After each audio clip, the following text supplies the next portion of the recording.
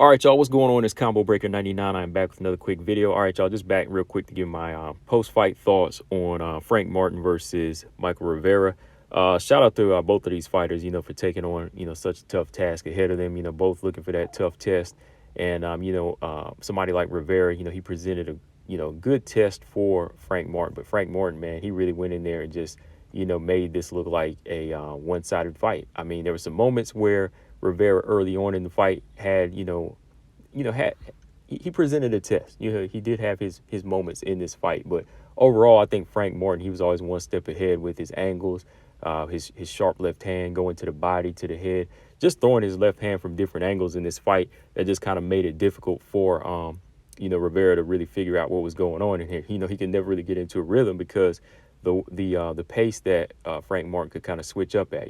1 minute he's boxing from the outside, then the next minute he's kind of flurrying with these punches to the head and to the body, and then he's kind of turning Rivera back to the center and just really making it difficult for him to set up anything. He's just continuing to have to reset in this type of fight. And I gotta say, I like what Frank Martin is bringing to the table in this lightweight division. We need more guys like this that are able to switch it up. These well-rounded boxers that can also hit hard. They can go in there and bring the excitement. I love watching a chess match, but every now and then you like to see these guys sit down on their punches and really show that they can be dominant. It's still early to say with Frank Martin, but what I'm seeing right now, I see some goods in him where he could be competitive and take over. I'm not trying to overhype him, but what I'm seeing from him, the strength, the technique, and his gas tank. He doesn't fight at too much of a crazy pace where he's trying to blow his load in the first half.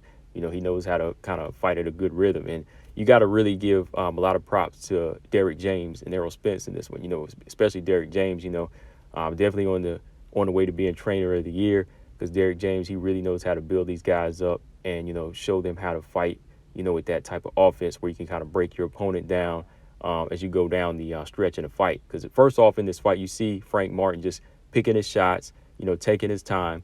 And then eventually he starts going to the body, sneaking that left hand to the body. And then he's going straight up top, following up with those right hooks. And that's how he scored that big knockdown in the 7th round, I believe, right? Whenever Rivera tried to step in, and land his own shots, he couldn't really get that rhythm down again. He's stepping in with his hands down. And Frank Martin, he's just timing him at this point. And he catches him with that big left hand and puts him down. And then from down the stretch in the fight, he's just landing these 1-2s and these combinations, and he's turning it up at this pace that, Rivera can't keep up with. So, yeah, I like what I'm seeing from Frank Martin.